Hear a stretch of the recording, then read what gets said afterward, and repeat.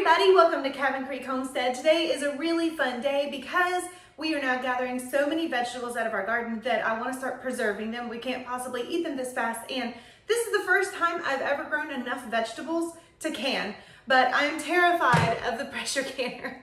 I've had one, I even had one when we moved to China, but I never learned how to use it because I was too intimidated. So I have here with me the canning expert. This is my mother-in-law, Scott's mom. She is the gem, the jewel of all mother-in-laws. She is such a dear and darling person to me and to my kids and to everybody that she meets. And today I'm going to learn how to overcome my fear of the pressure canner. We've got green beans and I really want some, they're like hot, spicy, pickled green tomatoes. And we might get into making some pickles and getting some corn put away as well. So without further ado, let's get started. The first thing we need to do is boil the green beans for a few minutes. Is we have to boil them for 5 minutes. And so I'm gonna, and you've already washed the beans, so I'm gonna go ahead and put them in the pot. I got over eager and I put them in the jars. Yeah. I wanted to know how many jars I was gonna fill.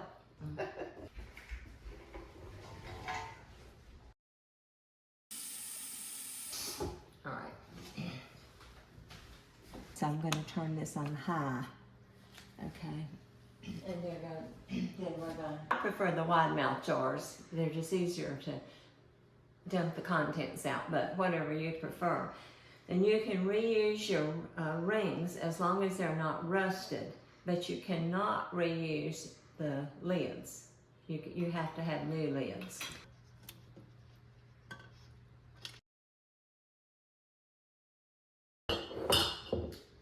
We'll wait just a minute till the beans start boiling, but you need to put a little bit of boiling water in each jar, and what that does is that prevents them from breaking when you pour the beans, because that's really hot. We can't have a sudden temperature change. Right, Okay. yes, so we need to put some in so the jars can be warming up. Okay, I'll start the kettle. I'm gonna go ahead and set this over here so that it can be coming to a boil. And it says about half full.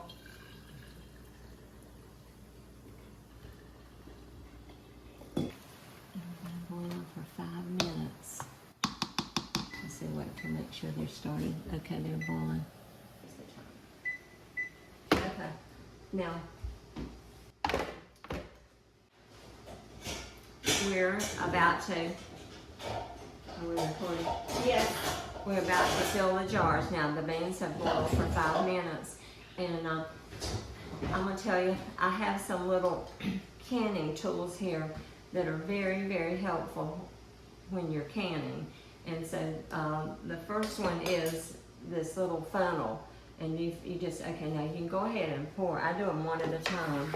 I pour out the water, and I get a spoon and I just fill the jars with the beans. So you just go ahead and dip them in the jars.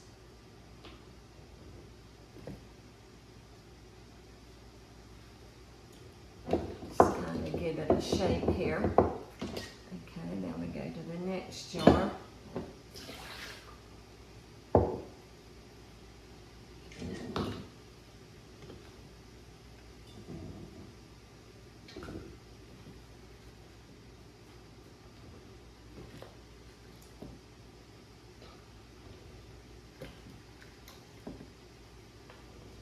And it looks like we're going to get about 4 jars out of here, but now the canner will do 7 quart jars, and it doesn't matter if they're regular mouth or wide mouth.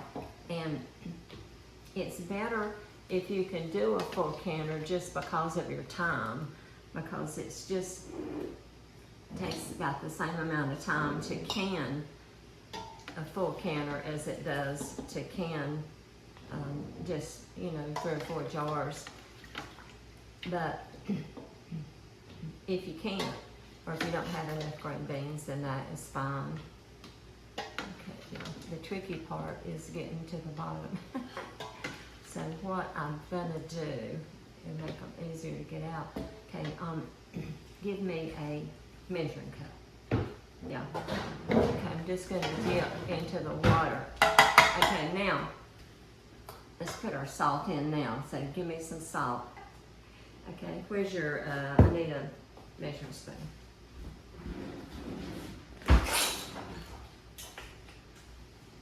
A teaspoon. Listen, your grandchildren Huh? take my spoons because they think it's funny to eat cereal with a Oh no. measuring spoon. I bet I can find it. Look. You remember these? Yes. These were in my Wonder stocking. who gave you You that? did. There we go. There we go. Okay, 1 teaspoon of salt. And you can't lose them because they're magnetic. Okay. So just pour a teaspoon of salt into each jar. And it's better to do it before you put the water in it because you don't be thinking, well, did I salt it or not? And you don't extra salt it. So, because you can see it. You can see it in the top of the jars. Okay. Now I'm going to pour the water. So you bring the water up to the top of the jar.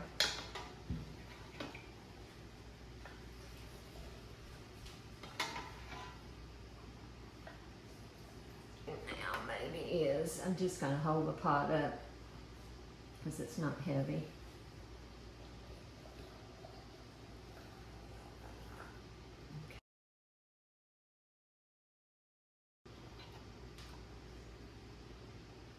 So now it's easier to fish them out because the water is Yeah, gone. they're easier to fish out when there's not a lot of water. So I'm gonna put maybe a few. Oops, there's a string I'm gonna get rid of. I hate to eat a string on my beans. Okay, now we'll pour just a tad more water. How much water do you? You just cover them. Okay, just so they're covered. Yeah. But you can't put green beans all the way to the tippy top. It's best not to. I usually just put them right at the neck. Right here, I just usually fill them to here. Okay, now I'll show. Here is another little very handy tool. It's this little thing that's got a magnet on the end of it, and it allows you to pick up your lid without burning your hand. So there you go. And, well, we'll go ahead and do that right here. And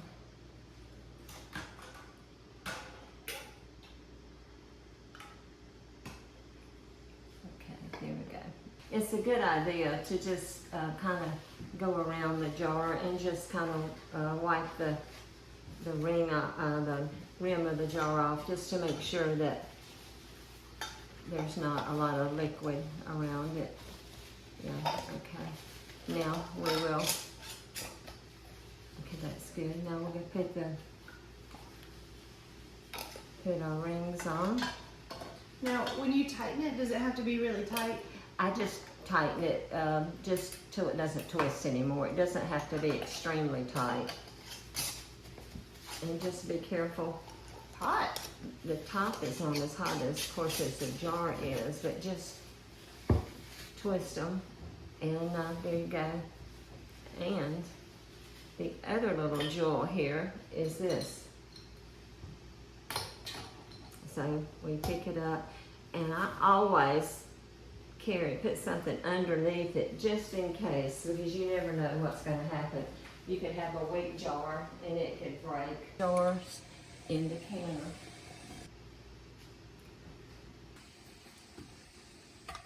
And of course, if you have a full canner, you place them all around the sides, and there's one that'll go in the middle. If you have a full canner, you're going to just place them all around the outside, and you can put a couple in the middle But if you don't have but a few, like I just kind of space them evenly, like I put 2 on each side.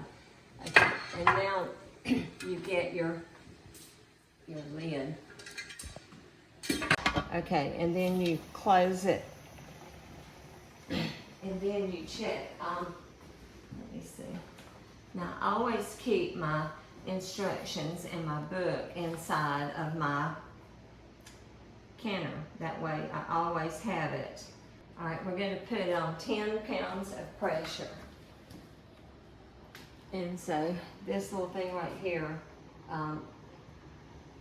you can change the weights on it to whatever pressure, but I always keep it on 10 pounds because that's what I always use. I don't ever can anything in my canner except beans, so I just keep it on there. Okay, now you've got to leave it and watch for it to start jiggling. And usually I turn it down. I don't leave it on high. I turn it down just a notch or two, and we just wait on it to start jiggling. Now once this reaches the proper pressure, this little weight will start to jiggle. And so when it starts to jiggle, then it's 25 minutes that it needs to cook. Okay, it is starting to jiggle. Now we're going to set the timer to 25 minutes. Okay.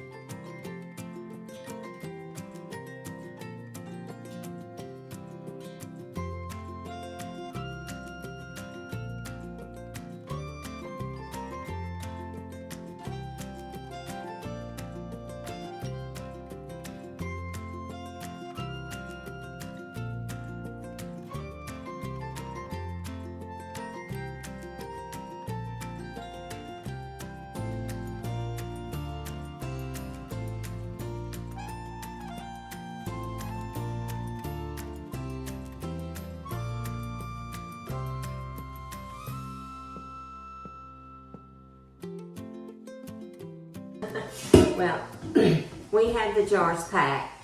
We had the... Hold on, we didn't say what we were making. We are making hot pickled tomatoes. And we have mostly green tomatoes, although we have some that are ripened a little. And we have jalapeno peppers, and we have garlic cloves. And dill. And dill seed. Now, Debbie wanted to measure the dill, but I think you measure that with your heart. So I just shoved it in there. Yeah, okay, and so we have all the ingredients. Now we have to put the liquid in, which is 4 cups of white vinegar and 1.5 cups of water.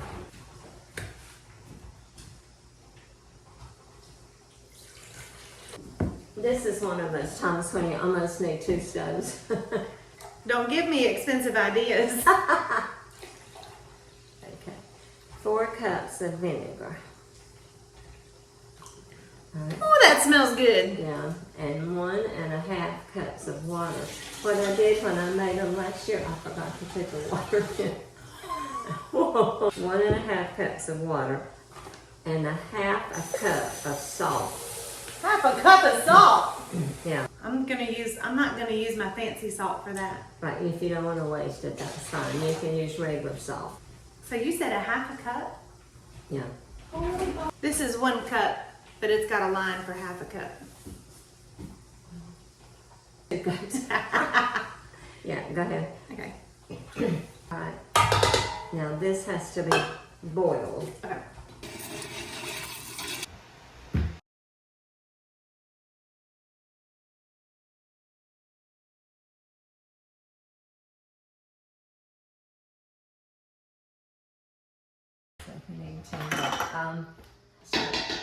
Okay, now we're going to pour it in the jars, and it says to pour it just to cover the tomatoes.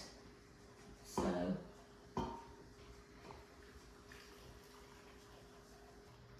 There was a little bit. That's good.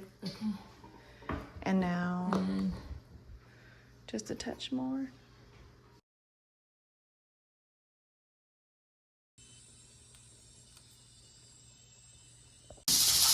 Okay, the beans have been in the pressure canner for 25 minutes. And you can see this is still jiggling and this little vent right here is popped up. Okay, you turn it off and you leave it on the burner. And you leave it until the little vent here goes down till it drops. This will stop jiggling first. And then after, I don't know, maybe 30 minutes or so, this little vent will go down. Whatever you do, don't try to open the canner until that vent goes down because you can have a massive explosion. So, because it's under a lot of pressure. So, anyway, so that's what we're doing now. We're just waiting on the pressure to drop. Okay. And then we'll open the canner. All right, so we're finishing up. Inside this pressure canner right here, we have some pickles and we also have some pickled green beans, but you'll notice the lid is not on it because this is just a water bath. And for something I think that's very acidic and it has a lot of vinegar in it, seems like you don't have to do the pressure can situation. But before we go, I want Grandma to tell you guys a little bit about some ways that you can stay safe while you're using your pressure canner. Yeah.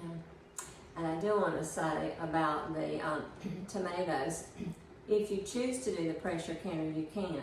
And you just need to Google and you'll find lots of recipes. But the thing is, I made some last year and they were soft. I think maybe I mentioned this already, but they were soft. So we prefer the firmer ones. So I think if you do the water bath, they're going to be firmer. But just when you are canning, you just need to make sure that you follow the directions on the recipe. Just follow them exactly and don't, take any shortcuts because it can be very easy for you to get sick or even worse if you're not, paying attention and you're not following the directions because you want to make sure that your food is safe to eat. Yeah. And one thing on your jars before you use them, check them, even new jars, and make sure that there's no cracks or no chips. If there are, throw them out, don't use them. And be sure to wash them good. I always just put mine in the dishwasher and wash them before I use them. And and basically, just be careful with the pressure canner, like I told you before. Make sure that the steam valve is completely down before you open the canner, and it's probably going to take maybe 30-45 minutes or more for that to happen. You just have to be patient with it, and then lift it up and then carefully move your jars out and let them sit. Make sure they're sealed.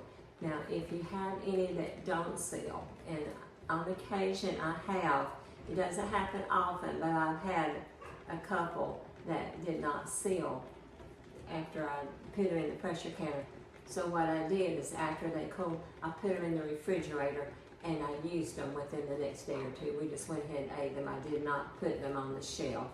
And like I said, when they get cold, I take the rings off. Leave the seals on, but I take the rings off and rinse them off to make sure you get all of the salt off.